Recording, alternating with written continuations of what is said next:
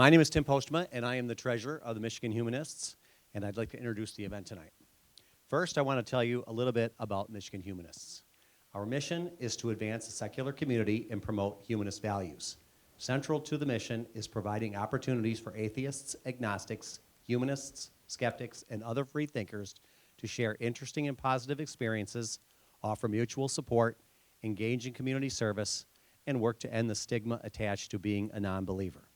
We promote reason, science, church-state separation to counter the influence of religion and pseudoscience in public policy, and to defend the values and interests and civil rights of non-religious citizens. Our monthly events include Cafe Inquiry, Skeptics in the Pub, and Living Without Religion. Annual events include the Secular Summer Retreat and the Winter Solstice Dinner.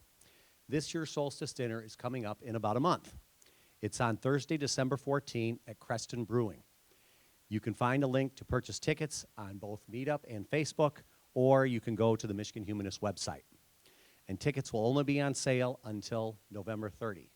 It's a really fun event, so if you're interested, don't delay. Our next opportunity for volunteer service is in a little more than 2 weeks, and that's going to be on Saturday, December 2 from 9 to 11 at the Kids Food Basket. We only have 2 openings left, so you're interested in that.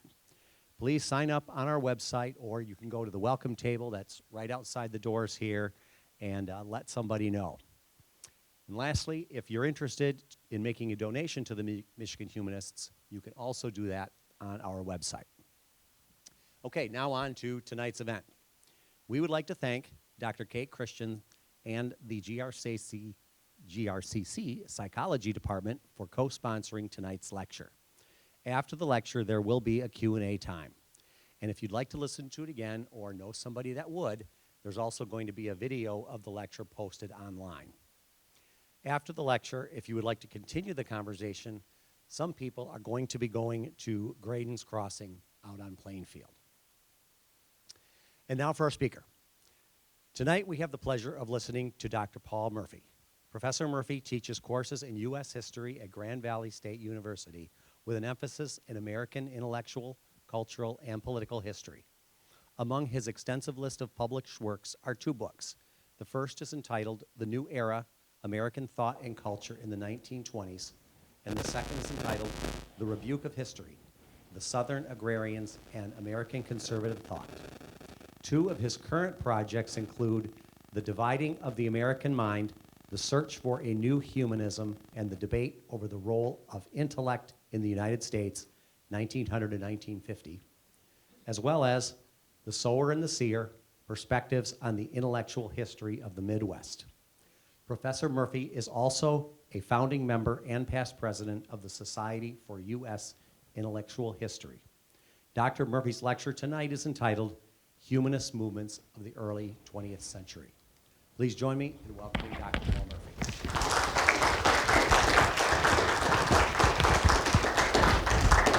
Thank you. Thank you very much. Can everybody hear me? It's turned on. I appreciate the mission of the Michigan Humanists. I was lecturing this morning in my U.S. survey class, and we've reached the 1980s. And the document was Jerry Falwell's, I think increasingly well-known Jeremiah Listen America. And in the first paragraph, at least of our excerpt, he is talking about all the problems that our country has had since his youth. And he's going specifically at the secular humanist, as well as TV and all kinds of other things that he considers problematic. In the 1970s and since, I think I've heard former President Trump say the same thing. Christian evangelicals recovered a document from the early 20th century, the Humanist Manifesto, and took that document as the founding document or a key document in a new religion, which is secular humanism. I think many of us would have said, it's not a religion, it's a philosophy or a point of view. And however, this became important to them. There was a book by Tim LaHaye, and it was called Battle of the Mind, I think. And his entire argument was that we are in a crucial battle of the mind. For him, it was the battle between Christian values and what secular humanists represented.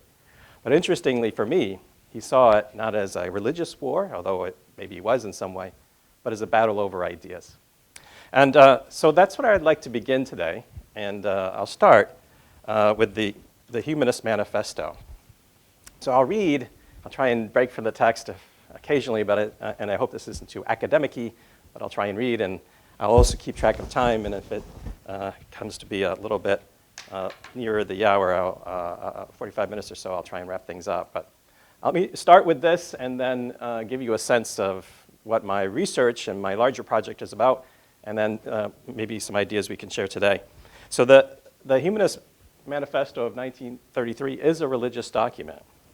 Its publication marked the most important public statement for liberal religious humanism. It was only 5 pages long, as it appeared in this journal, which was called The New Humanist. It had 3 introductory paragraphs, 15 propositions, and a brief conclusion. And the authors of the document had invited various signatories. There were 34 signatories on the document. Many of them were Unitarian ministers. There were some academics, including some famous ones. John Dewey signed the document. He had no role in writing it, I'll point out. A variety of ethical culture figures, independent-minded freethinkers, including a pretty well-known sociologist named Harry Elmer Burns, and one rabbi, Jacob Weinstein. It garnered significant attention, and as I just indicated, continued to stay in the public consciousness to some degree, at least since the 1960s and 70s amongst Christian evangelicals, but of course amongst humanists as well. Arousing controversy with its forthright declaration that religious believers should discard the idea of God as outdated and instead refashion religion to make it accord completely with scientific thought. So religion and values take pride of place in this document. Their connection is made clear in the introduction. Religion is, quote, the quest for abiding values, an inseparable feature of human life. The first 4 propositions take great pains to situate mankind in an organic natural world and observe that both nature and human civilization are evolving. The authors firmly reject any kind of dualism that would suggest there's this world and some other world that exists beyond the natural world. They insist that the adoption of the, quote, scientific spirit and method is required, and they rejected, quote, any supernatural or cosmic guarantees of human values. And then there's a noteworthy 6th statement or point that they make, in which they state the time has passed for theism, deism, modernism, which is a reference to liberal Protestant religious thought, and the several varieties of new thought.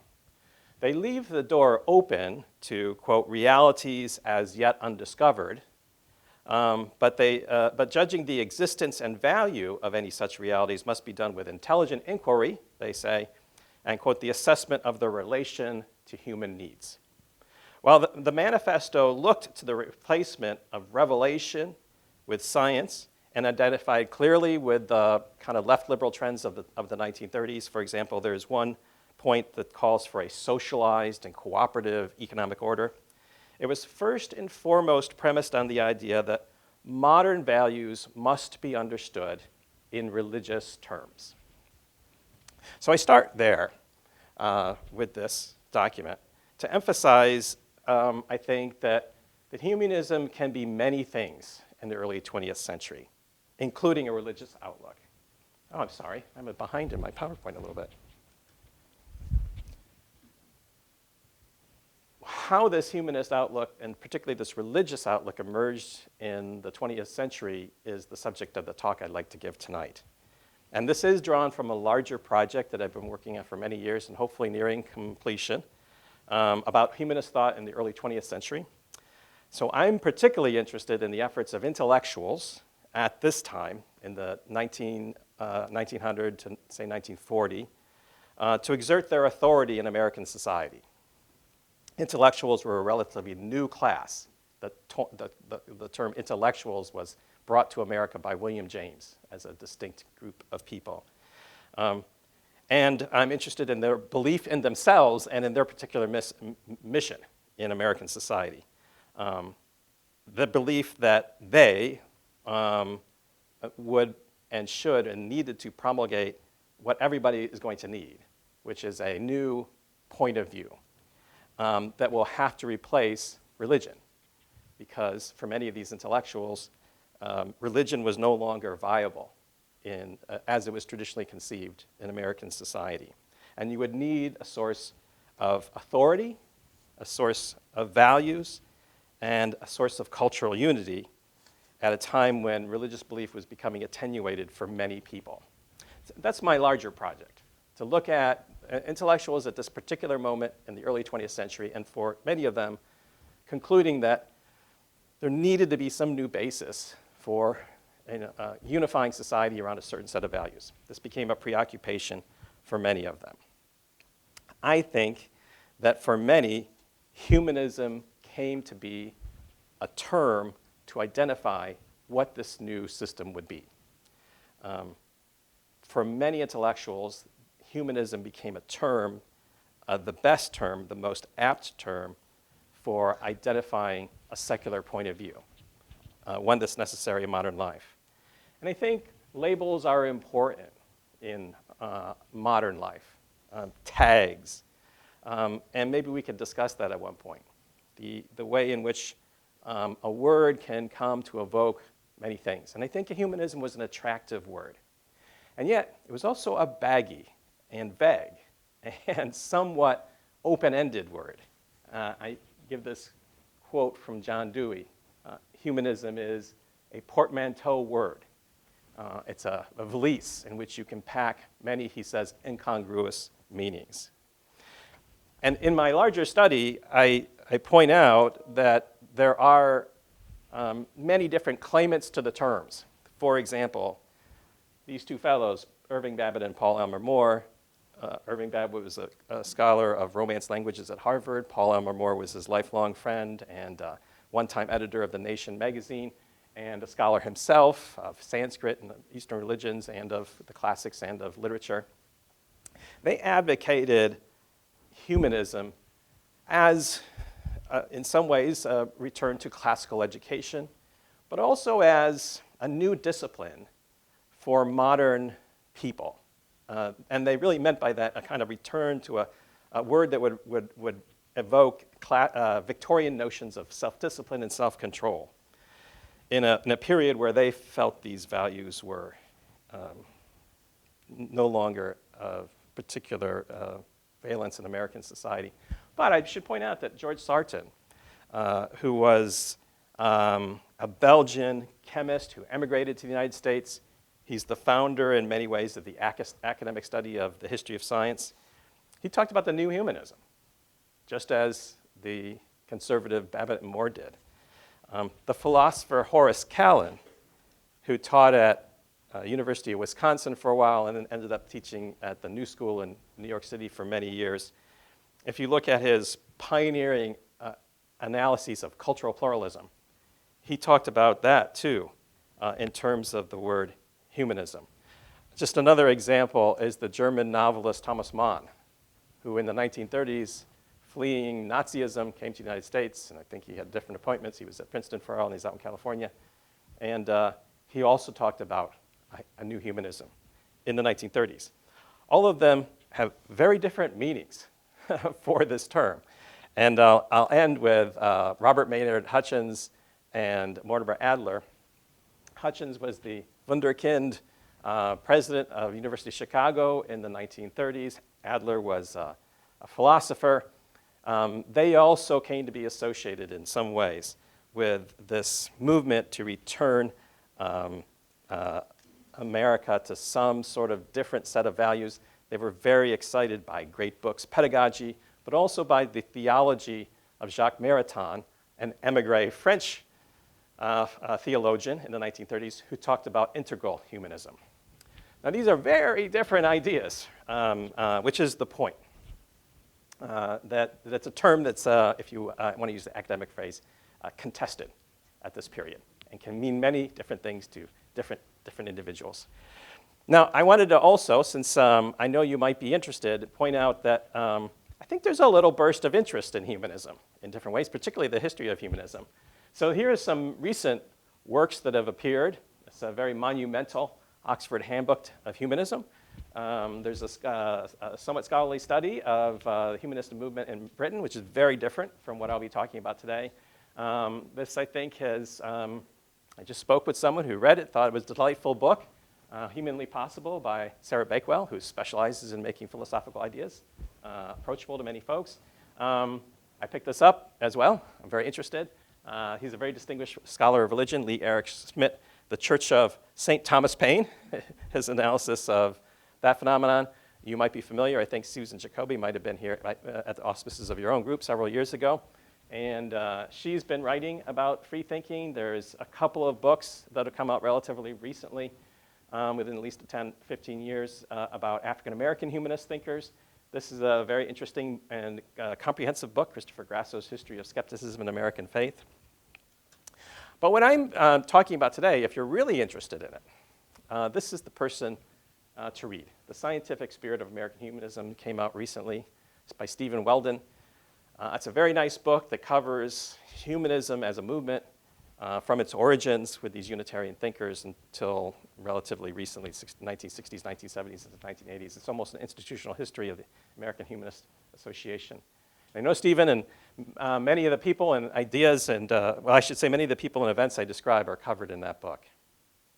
So for some, I think it might be surprising to discover that contemporary American secular humanism, often identified as insistently scientific and often identified with atheism, even with these combative new atheists, right, who are on the screen, has religious roots. Humanism emerged at a particularly fertile moment in American cultural history. Intellectuals were presenting themselves as essential agents in defining American values at a time when they believed secularization was inevitable. Although today's secular humanism, particularly in Britain and France, has multiple roots, and many are different, including in various kinds of free thought and ethical culture societies. In the deeply religious United States, even thoroughly modern modes of secular thinking have religious roots. And this is the case for humanism. I wanted to skip a little bit of what I've written, but the larger study I do is I focus on the conservative humanist and their ideas about, they have a very well-developed set of ideas about the inner check and how we can assert self-discipline and the need to sort of be able to discern these values that in this other realm. They became very influential, and they were particularly revived at the end of the 1920s. And how these liberal religious humanists, at the same time, using the same terms, are taking that idea in a very different direction. I mean, as we'll see, their sense of humanism was drawn from a desire to use science and get beyond supernatural ideas and notions of a God up there who's helping everybody.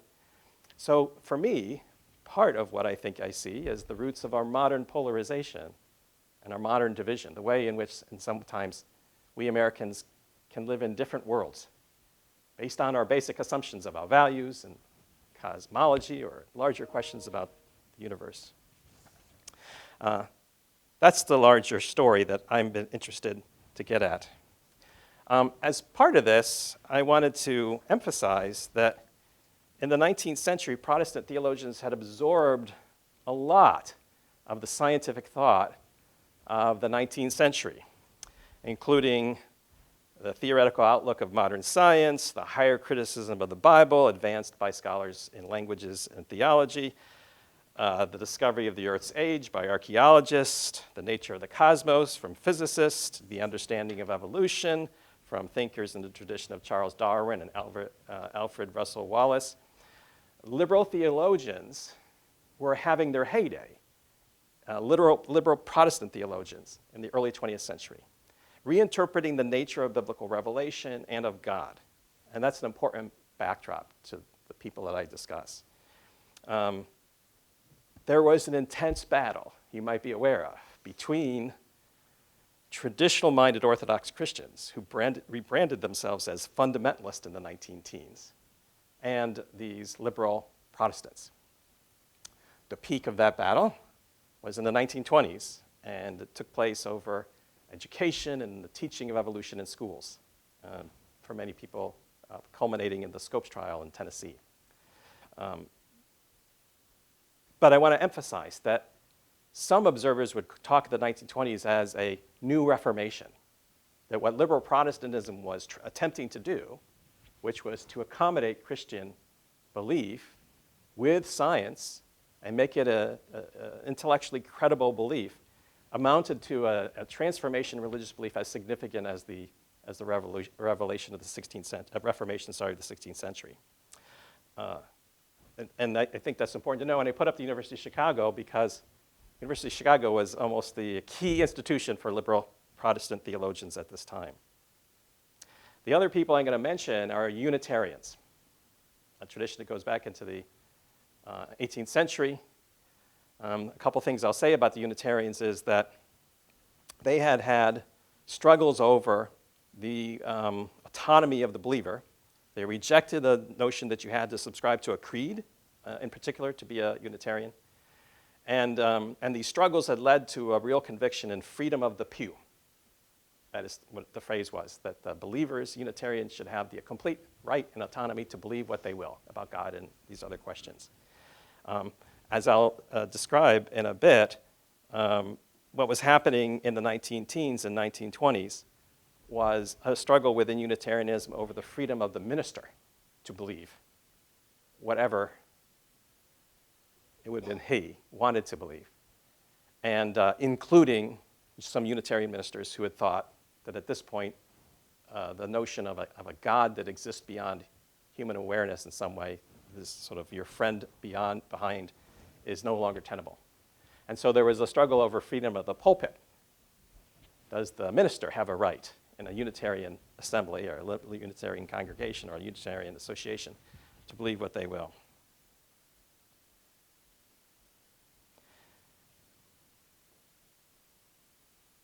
I'm trying to think about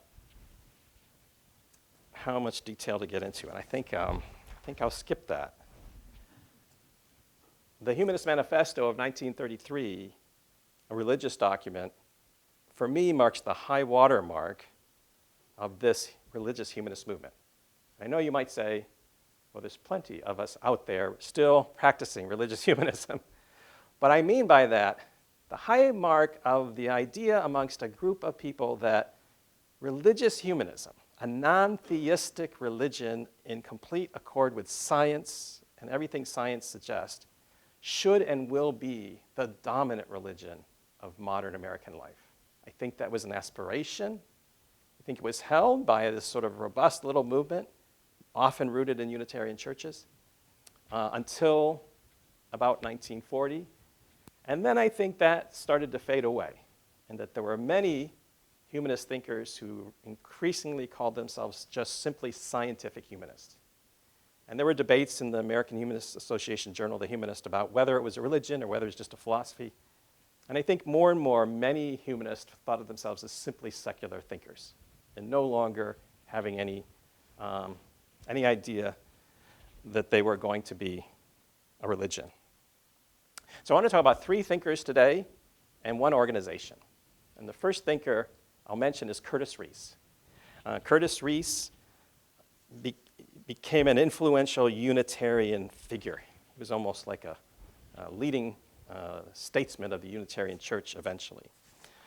He was born in 1887 in a rigidly Orthodox Baptist family in the Blue Ridge Mountains of North Carolina. His grandfather and great-grandfather were Southern Baptist ministers, as were his two older brothers. His sister married a Baptist minister. Perhaps unsurprisingly, Curtis Reese, as a young man, converted at the age of 9, baptized in the waters of the French Broad River near where he lived. He developed the conviction that he too would be a minister. He graduated from a local academy and junior college and was ordained a minister. And then he went and he spent some time with his brother, T.O. I don't know his full name, but in the letters he's just T.O., who was a minister, and he was sort of working under him, and eventually went to Louisville, and he received his degree, and he started preaching.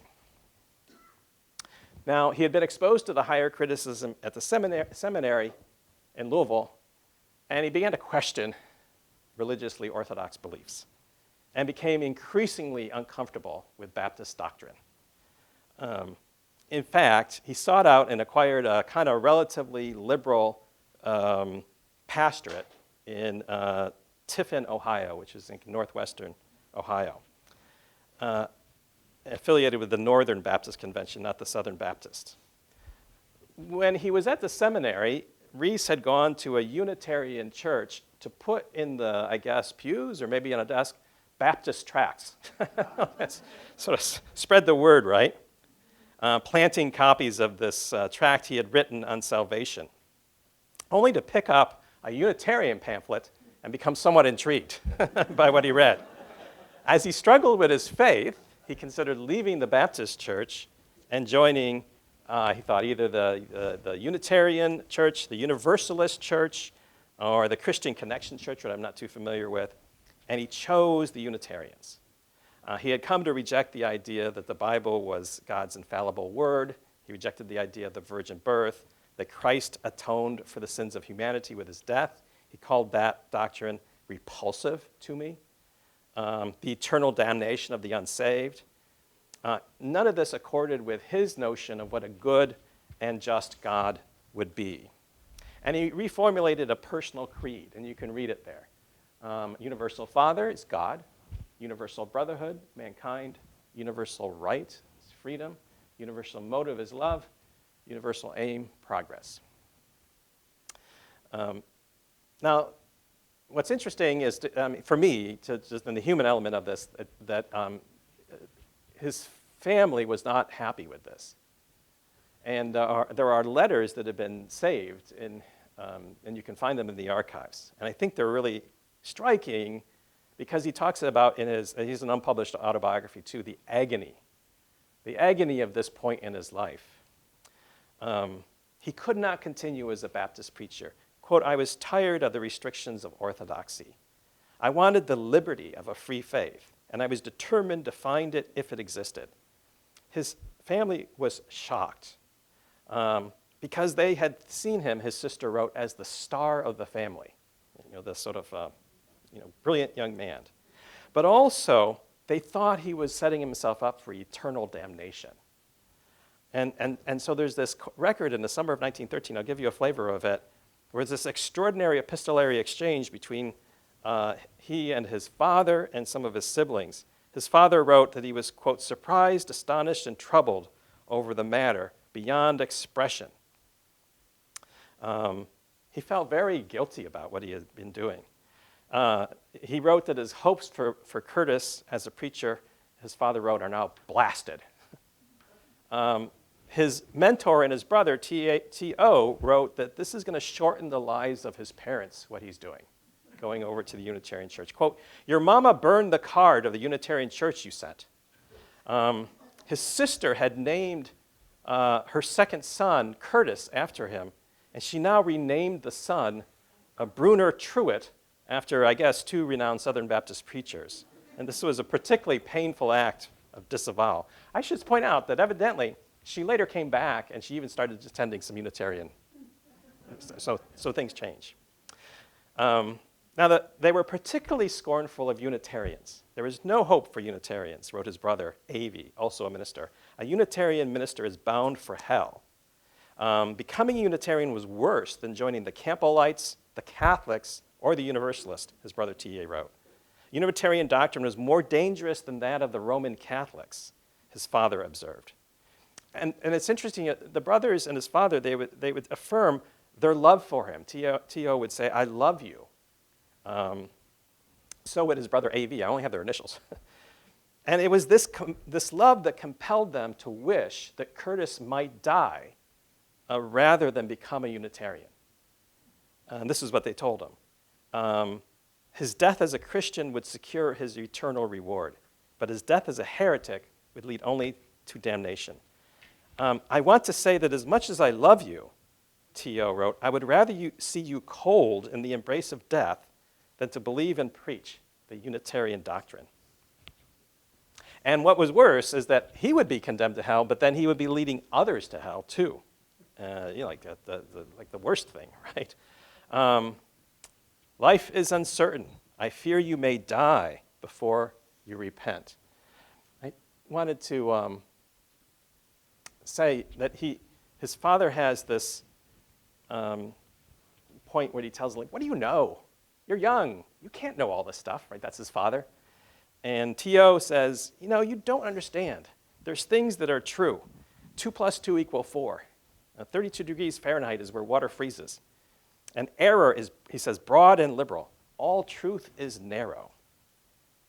And Curtis had to respond and say, scholarship does not consist in books and colleges and degrees. Scholarship is an attitude of the mind, a free, modern attitude.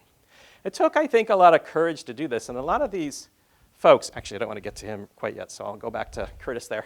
A lot of these folks have these experiences. The humanists I'm interested in, of having started in an Orthodox religious tradition and leaving it with some degree of difficulty emotionally. So, anyways, what I want to say is that Curtis Reese became one of the 2 people who early articulated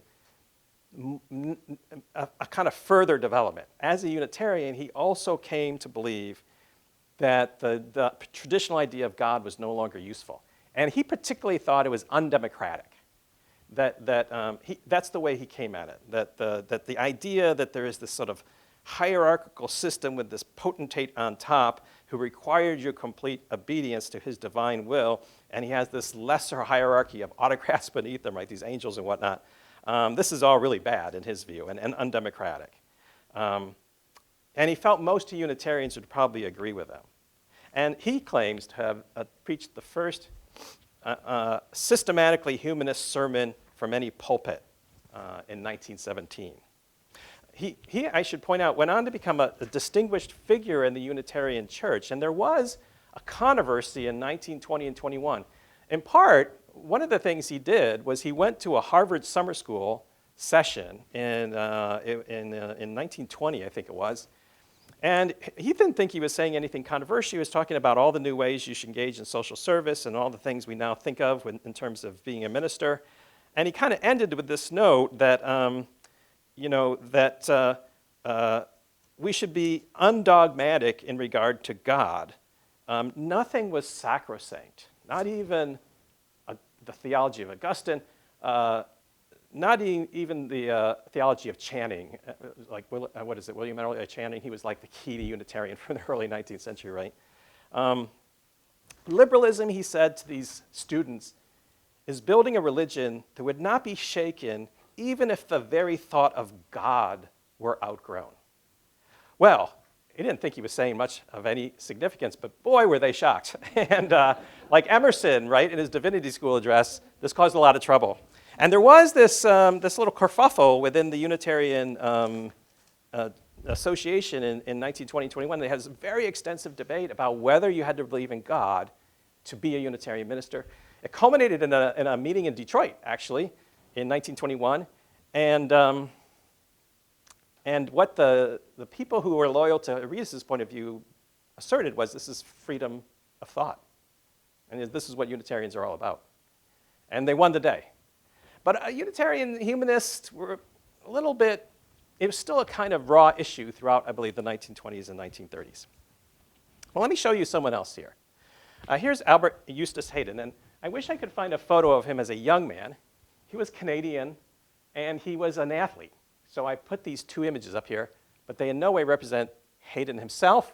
However, he played lacrosse in college. He played hockey and rugby. And I just think that's striking. He was a very good athlete, very dynamic gentleman, into his 30s, playing amateur sports, and then he's becoming a head of like the Canadian Lacrosse Association and all the rest. He also was evidently a very good speaker. So he became a minister. He went into the church, but he also would speak in political issues. So this guy was sort of charismatic, actually, from all accounts. Okay, but he also became a Baptist minister in 1903, and he, by 1910, he thought he'd like to get a PhD in, I think it was comparative religion and history of religion. He went to the University of Chicago, which is the key, liberal institution. And yes, he got in trouble with the Baptist Church. He increasingly was no longer thinking that he believed in the virgin birth. Anybody he thought should be able to join the denomination, you didn't have to be baptized by immersion. They were going to bring him up on heresy charges, and he just left. But it's curious. I mean, even after he had to leave a church because of heresy charges, many times the congregation still liked these people, and he continues to preach at different churches. He worked for the YMCA. Even after he was left the Baptist church completely, there's a letter where he says to his wife, we just can't do this anymore. We are so far beyond this, right? He still would actually take the train, I guess, up to Madison, Wisconsin, and he would talk or preach, however you want to say it, at the Unitarian Society in Wisconsin, Madison, Wisconsin. So why I think he's significant and important is that he became a Deweyan. He became a follower of John Dewey. And his dissertation at the University of Chicago was a study of if you could bring together John Dewey and his instrumentalist philosophy with religion, and what would it look like? Can you have a kind of pragmatic religion? But it also made him rethink what religion is. So he said religion leads us into studying succeeding conceptions of God and the social and cultural context in which humans define their values through religion. So that's what he took religion to be. I mean, that this is a human institution, a human creation. They create gods. They ascribe certain things to gods. It changes over time. But he thinks really religion at its core is this sort of ethical imperative to define values. Man's religion is, quote, essentially the hope that the universe really does contain the values that will satisfy the deepest needs of his life. And God was merely a symbol of any particular civilization's, quote, highest values.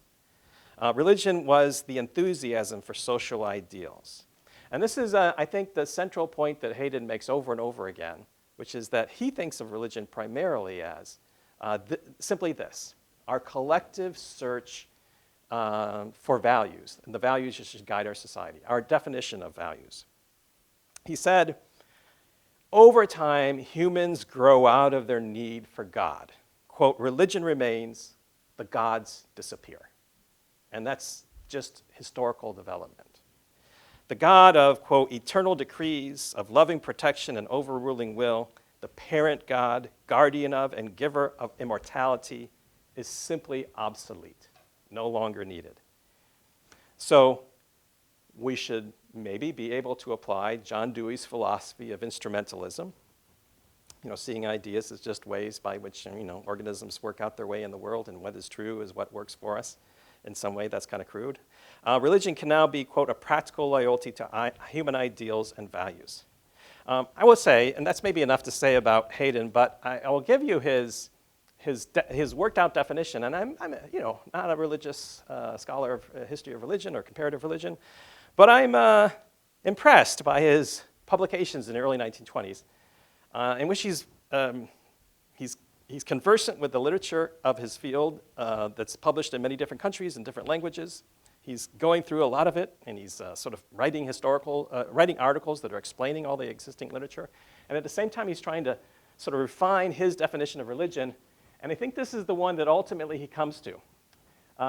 These are the elements of religion: an accepted interpretation of the environing universe and of man's relation to it, an ideal of the good life to be attained here and hereafter, here or hereafter, and a socially recognized technique for realizing it. Now, I think Hayden was quite influential. He's a charismatic man, right? He's at the University of Chicago. There's a lot of students who find his ideas compelling. He could write for a popular audience. He wrote a book called The Quest for the Gods or something like that in 1929. He's not the only person writing things like this in the 20s. People are really interested in ideas like this in the 1920s. It's a very interested public. There's a lot of religious talk and religious, interest in religious questions in the 1920s, including in some very unorthodox thinkers. And in that book, he says, he has this idea, that gods are human creations. They evolved over times. They've changed with the times, different contexts, different societies, and now they're dead. They no longer speak to us because we've moved beyond. But religion isn't. We still need religion. We just need to reconceptualize and reconceive what religion could be. I want to take a detour, and he was a signer. In fact, I think a lot of the humanists, religious humanists of the late 20s and early 30s were very influenced by Albert Eustace Hayden.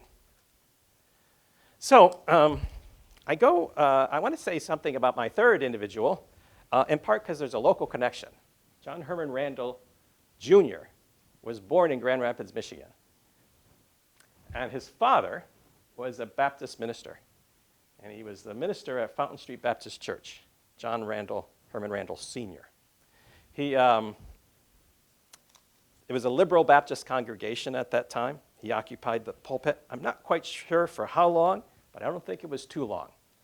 According to his son, his father clashed with the board of deacons, who were described as simple but, quote, highly intellectual men who were, quote, skilled in the intricacies of doctrine. And they clashed in particular over the doctrine of atonement. Christ died to atone for human sins. So there was a disagreement. And John Herman Randall Sr. moved on. He went to New York City. He became a pastor at Mountain Morris Baptist Church, and actually ended up connecting up with John Haynes Holmes, who's a very well-known liberal Protestant minister of the 1920s, and they together founded a very well-known church, the Liberal Community Church in New York City. John Jr. grew up in New York City then. Brilliant. He started at Columbia University when he was 16. I just talked to a fellow scholar who said, well, this wasn't that uncommon. But he progressed through Columbia University very quickly, got his PhD in philosophy from Columbia. He was a student of different philosophers there, including Frederick Woodbridge, but also John Dewey. And he gradually came to identify with Dewey's thoughts more deeply. Dewey was at Columbia University, so he became a Deweyan. At Columbia University, they have something called the Common Core, which is sort of great books, common readings. It began during World War I as a war issues course, and then it became an ongoing general education component of them. For the Common Core, he wrote a textbook. Now, he's very young, I will say, right? He's probably in his 20s. This book is very large, and it's a very imposing and impressive history of Western thought. But I want to say a few things about this book called The Making of the Modern Mind, a survey of the intellectual background of the present age. He, on top of writing this book, wrote, I think, 2 more books by the end of the 20s. One with his father, which was called Our Changing Civilization, How Science and the Machine Age are Reconstructing Modern Life. And it's a very interesting companion piece to this book.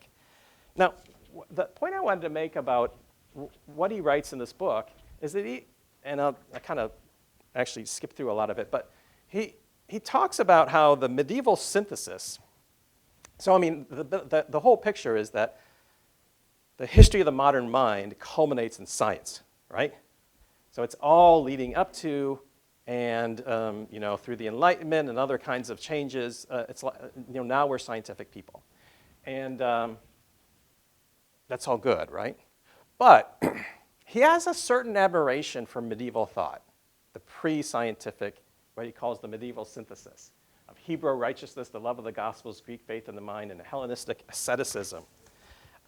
Because in some way, he admires the way in which it provided a sense of order for European society.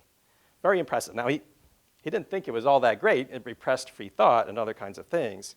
But nevertheless, he was very impressed by Thomas Aquinas' Summa, that tried to integrate all knowledge, of Dante's Divine Comedy, that expressed the union of all men's energies in the service of God, quote, though its elements were diverse and its structure complex, there does seem in it, at least to modern eyes looking backward, a kind of monumental unity, like that of the great cathedrals that were its supreme expression.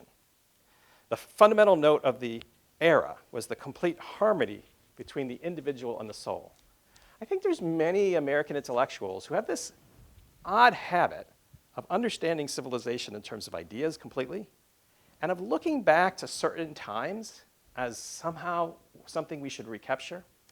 And many liberal and left intellectuals have a certain admiration for the synthesizing capacities of Christian religious thought.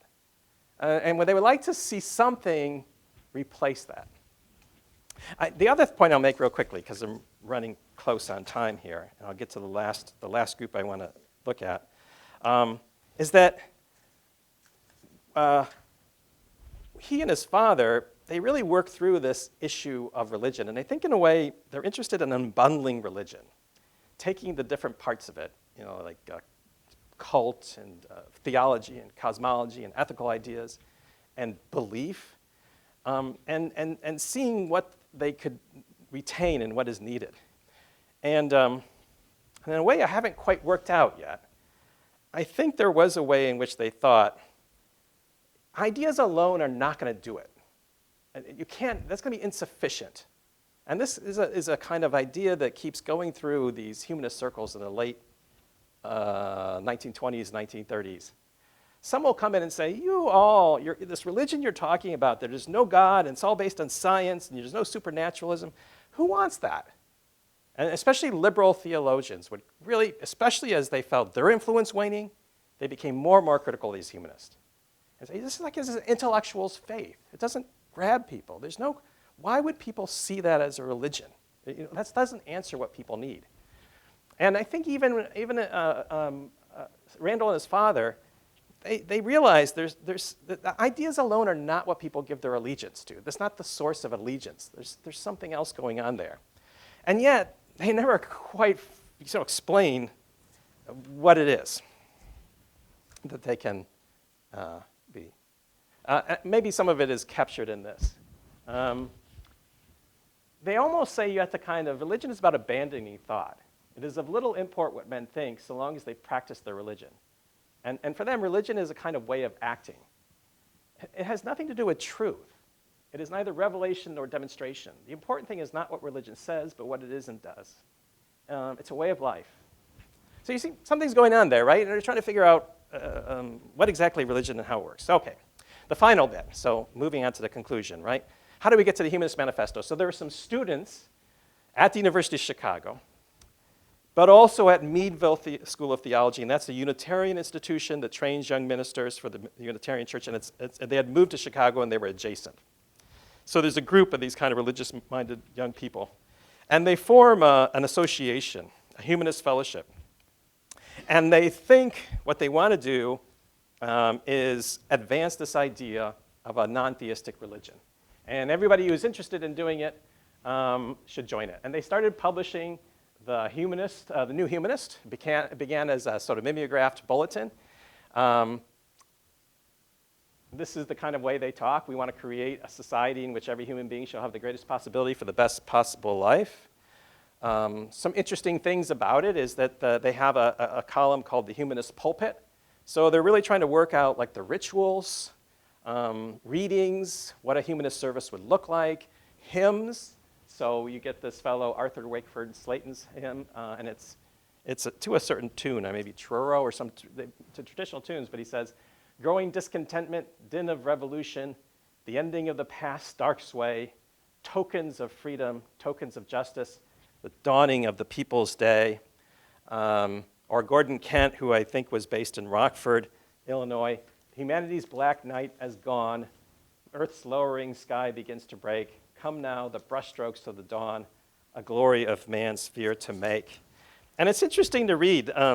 They developed these like services in which they're using the writings of Charles Darwin and Havelock Ellis. For example, there's one service where the minister says, commends Darwin's, quote, transforming power by virtue of his method and spirit, his immense patience, his keen observation, his modesty and allegiance to truth. And the people respond, our hopes for the evolution of man are bound up with all that we can learn of man's past and all that we can learn of his present. And it kind of goes on like that. So there's a lot of that in the Humanist magazine, the New Humanist, at first. Now, it was taken over by a student of Hayden's, and he thought, I'm going to make something serious of this. Soon it was being printed, and he wanted to make it a real deal, authentic intellectuals journal for people interested in theology and philosophy. And in many ways, he did in 1930, 31, 32. This guy, Harold Bushman, I don't have a photo of him, sort of lost to history after a certain point. He is not a humanist. He was a student of Albert Hayden, but he was not a humanist. And he didn't want the journal to be humanistic. He wanted it not to be some sort of organ for these Unitarian ministers, but a serious journal. And at one point he says to his co-editor, or the managing editor of it, who was his sort of cohort, he says, this isn't just for the Meadville man. This is a journal that's getting into the hands of John Dewey, right? And John Dewey did actually submit some pieces to this New Humanist Journal. Well, the interesting thing about all that, I can't quite remember what I put next. I'll have to take a peek at this. Oh, yes, this fellow Hurley Creel. I actually became a very distinguished sinologist. And there's a part of this that's really interesting. He talks about teaching high school boys, and how would a humanist teach high school boys? And the message is, don't take anything on faith. You discuss every problem until you reach a temporary solution, right? So the long and short of it is that Harold Bushman, in trying to make this journal more intellectual, actually publishing many critiques of humanism, many liberal Protestants attacking humanism, getting into new trends in theology like German crisis theology, he really irritated his readership, who wanted a journal for humanists, and that would support humanism, give them ideas and ways you could defend humanism, maybe some of these useful things like sermons and all the rest. And there started to be this real splintering between Bushman, and his co-editor in 1931-32. And the co-editor was a minister named Edwin Wilson. He later became a leading light in the American Humanist Association for many, many years. But he was a Unitarian minister. And he clearly is irritated often by Harold Bushman. They both took over the journal, and they both were funding it in the Great Depression. One was a Unitarian minister, and the other was like a grad student finishing his PhD. There's letters in which he's like really stressed out about different things, and they're going into debt. And eventually they sort of break up, and Harold Bushman sort of drops out of the picture, and Edwin Wilson takes over. And why I go into this little story, and that Humanist Fellowship just became defunct. It sort of fell away. But why I go into that is that, for me, the Humanist Manifesto of 1933 is a product also of that particular story, of this little movement begun by Chicago young people that established this journal, that drew in these Unitarian ministers, and that in some way they were having problems in the Great Depression. This is 1932, 1933. And they were trying to figure out how they can make this movement survive. And one of the members of this group became the secretary of the Western Unitarian Conference. He traveled around the country, and he discovered that these Unitarian ministers were saying, we want something. We want like a manifesto that will be something we can throw out there, and they'll state clearly our beliefs. And once Bushman was out of the way, they also, by the way, were really looking for money. Once Bushman out of the way, Wilson and these other fellows, they put together this manifesto. It was written primarily by a guy named Roy Wood Sellers. He was a philosopher at the University of Michigan. He drafted it. They knew him. He was on the same line. They all worked over it collectively in the offices of Curtis Reese. He worked at the Abraham Lincoln Center. And they collectively drafted it. They sent it out to various people. And many people signed on, including John Dewey. And it was published. And it retrieved some notice. By 1936, this particular journal was dead, just couldn't afford to run it anymore. They tried different things. They managed to keep some sort of Humanist Press Association around. By 1941, Edwin Wilson and some others reconstituted their movement as the American Humanist Association, which is still around today. They established a new journal called the Humanist, which is still around, I believe. And they got to be involved in various kinds of debates about religious freedom in the 1940s. But increasingly, there is a component of these religious folks and a larger component of non-religious folks. To me, the end of the story is there. The way in which the multiple projects I follow, by 1940, didn't seem tenable.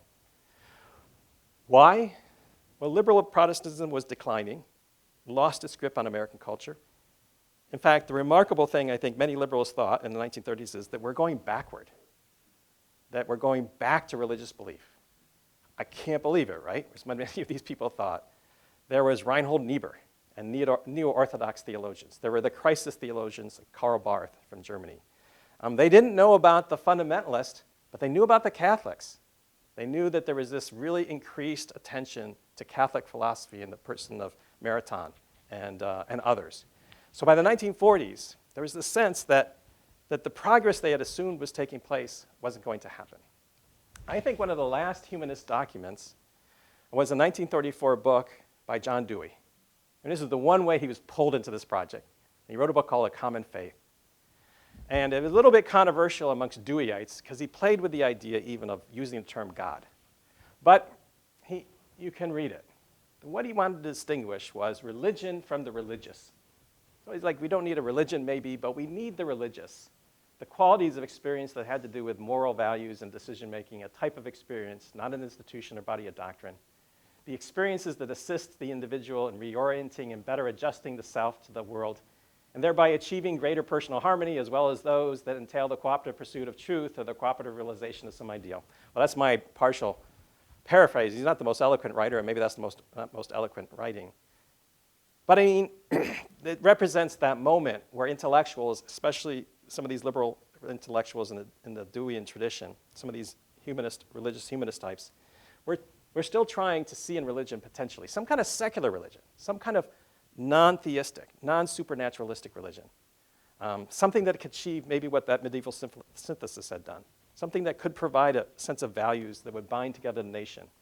There is but one sure road of access to truth, the road of patient cooperative inquiry operating by means of observation, experiment, record, and controlled reflection. I think there's another explanation, perhaps, of the decline of humanism, and that is, in a way, there's really only one scholar who's written, scholar of religious history who's written on it. His name is Donald Meyer. There's other people like Stephen Weldon who started recently recording the history of it, but he said, you know, these humanists were trying to find secular transcendence. He thought that's what they were pursuing. And he says most people couldn't do that. They couldn't find transcendence in secular terms, so they gravitated toward traditional religious beliefs. But I think it was not transcendence or cosmic emotion that motivated religious humanists in the early 20th century, as Meyer believed, but rather a sense that the ideas that comprised modern civilization no longer included supernaturalism or a transcendent God, but that all the same, modern people still required a common set of values. At the same time, they recognized the real limitations of intellectuals. People yearn for and seek a common faith. And that faith itself, as opposed to the ideas in which one might have faith, is not strictly rational, but is fostered by a set of institutions and practices that are collective and spiritual in nature. Some humanists eschewed religion, seeking the basis of faith in intellect alone or in art and literature. The religious humanist hoped to embed science and social ideals in new forms of religious activity, believing the alternative inadequate. While many religious humanists remain in seeking to redefine religion generally, the humanists of the 1920s and 30s, I believe, failed, and in their failure bore witness to a culture and society increasingly divided along the lines of faith, value, and moral authority. Well, I've spoken too long, and I know I've really tried your patience, so first of all, thank you for your attention, your patience, and seeing such a great audience. And I'd be happy to answer any questions you might have about humanism or religious humanism or other topics.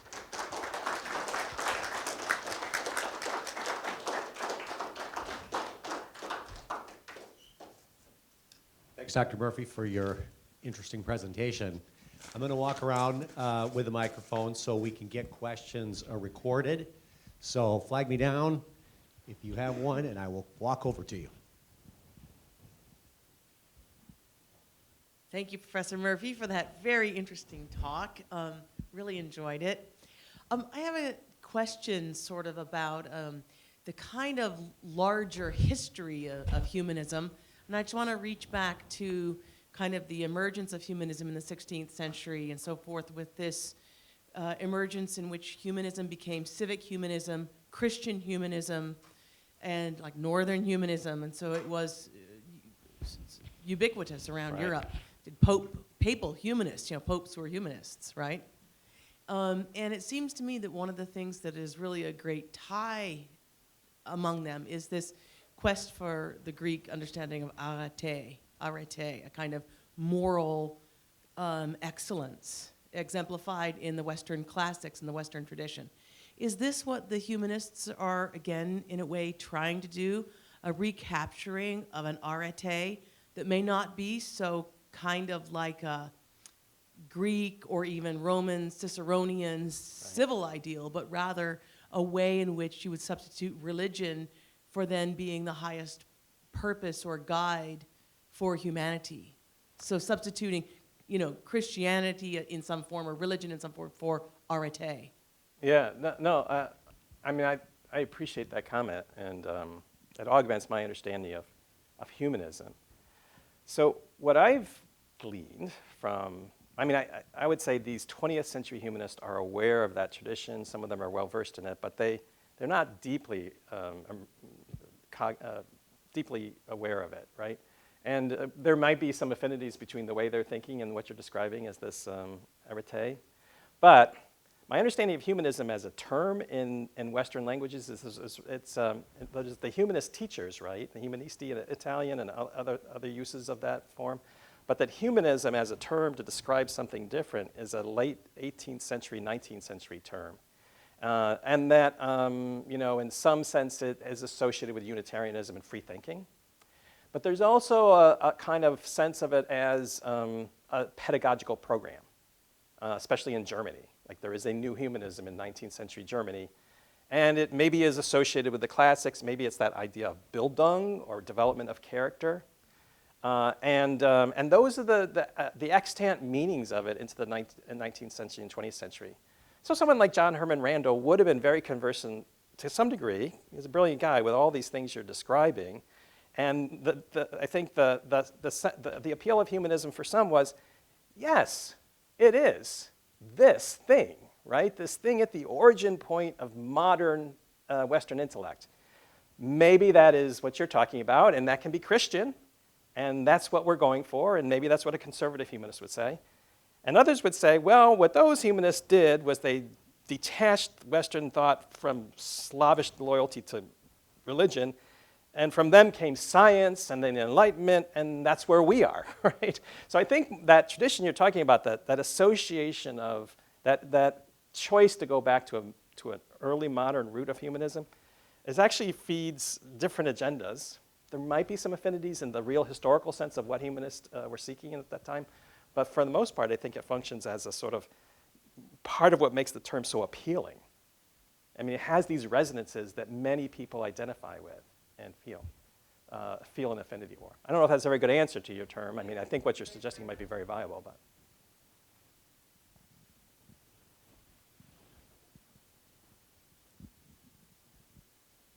Thank you, Professor Murphy, for that talk. My thought is, could you speak a little bit on this idea? I feel like you could very easily presume that the idea of a religious humanism was, like, by its nature always to be transitional.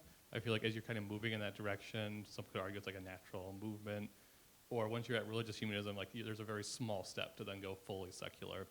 Did any of these thinkers ever think about that or make an argument for why that last piece of like the spiritual or the religious? I think you touched on that a little bit towards the end. Did they deal with that, and how did they make the case that, no, we really need to maintain this religious component and fight against this idea of a purely secular humanism? You know what Stephen Weldon is interested in? And Stephen Weldon is a historian of science. And he's trained at Madison, Wisconsin, a big program in history of science, and it's ISIS. And I think he's intrigued by the need of a certain kind of scientific thinker for some sense of spirituality. And so he might respond to that question as maybe it's not transitional. Maybe there is this ongoing sense, need for the spiritual in seemingly secular people. And he, I think shows that humanism became a very broad, diverse, often very controversial and divided movement in the 1950s, 60s, and 70s.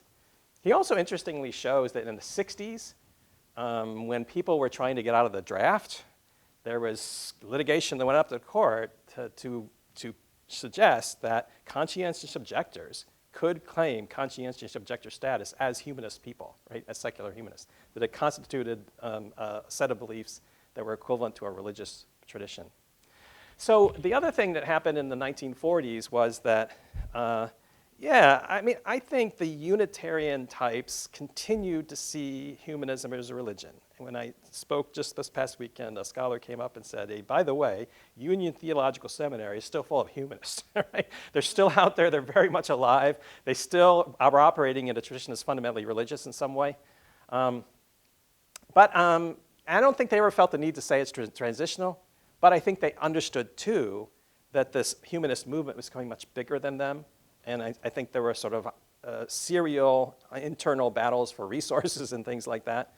But as early as the 40s, you had people coming and saying, hey, this just is not a religion. You don't need to call it a religion. It's just a philosophy, right? It's just an intellectual position. And let's get out of that religion. But I think it's the critics.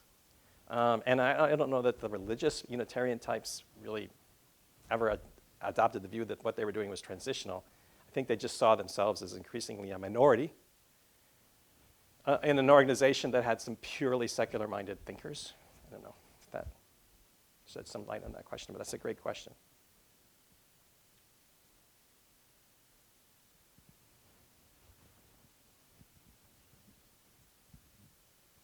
First, thank you for your talk. Could you comment on some of the subsequent humanist manifestos that have come out since the 30s, Manifesto 2, Manifesto 3? Yeah, I might ask you all what you think of those manifestos. I'm aware, right? There was a 50th anniversary manifesto in 1973. And I've now studied it extensively, and I think there is another statement that's come off as secular, the Humanist Manifesto 3, perhaps, and I can't quite think of the date, maybe 2003, is that right? My general sense of them is that they did reflect a humanist movement that was eschewing these religious trappings. And beyond that, I don't know too much about it. I know that who's the individual who is so influential in it? There was a particular philosopher, right, who was, yeah, that's the fellow, who was involved in this.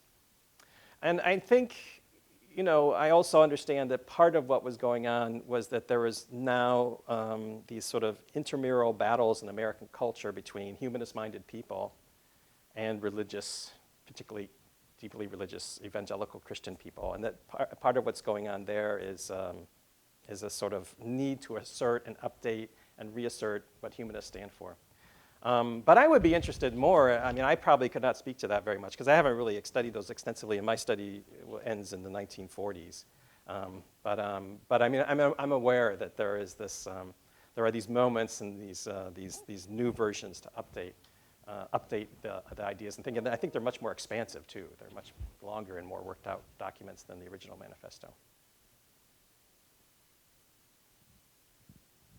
I have a question for you. Sure. You mentioned Universalists and Unitarians, and I'm wondering, are those two separate groups that came together at some point, or is it just, did Unitarians just pick up this Universalist term because it was inclusive?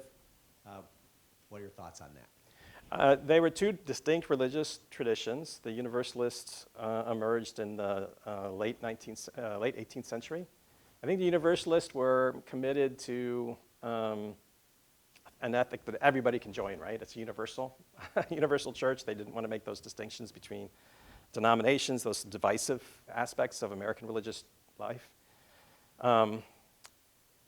actually, I think it's Curtis Reese who, I mean, he's not the crucial figure necessarily, but as I said, Curtis Reese became a kind of dedicated, lifelong Unitarian statesman almost.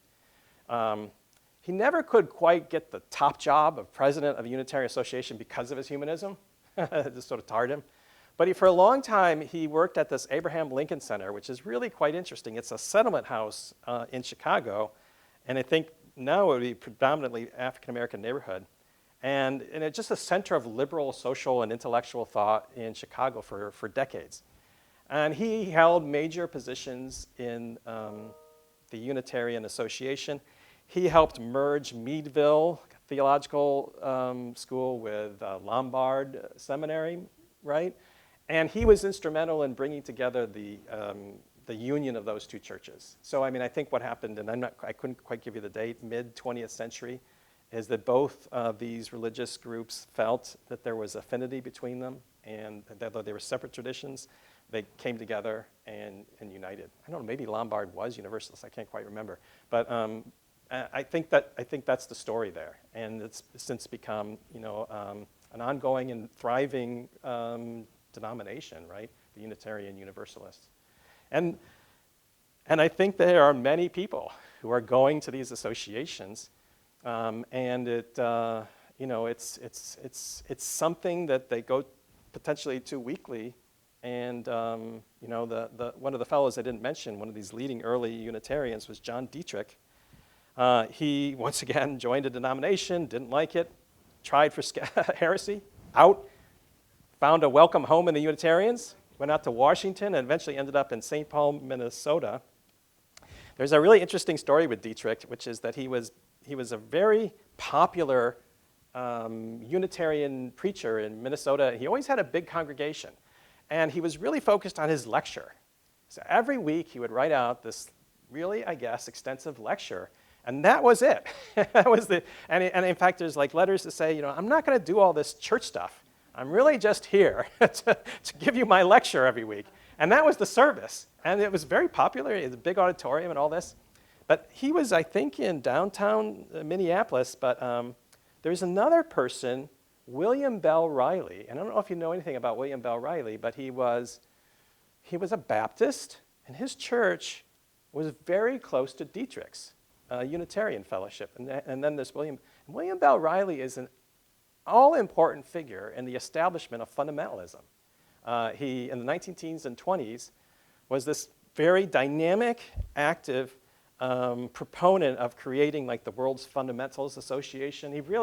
He was at the core of the emerging fundamentalist movement. So they had an interesting relationship, these two people. I mean, Dietrich representing this humanist, non-theistic belief, the religion that's completely in accord with science, and this leading fundamentalist, right?